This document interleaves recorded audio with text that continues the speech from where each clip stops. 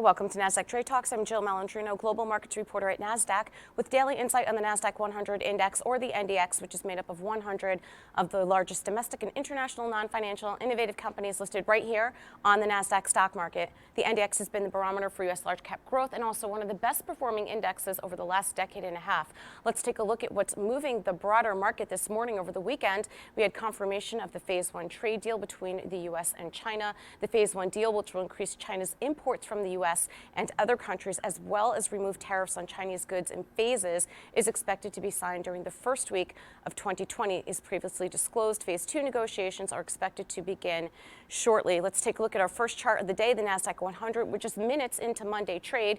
The index is trading higher by nearly 0.7%. It's relatively quiet this week as markets wind down for the final trade of the decade, with just 3 Nasdaq-100 companies reporting this week, including CTAS, Citrix, Micron, and Paychex. Our next chart, Micron, it's one of the most heavily traded stocks on the Nasdaq-100, and investors will be paying particular attention to the company's gross margin when it reports after the close on December 18th.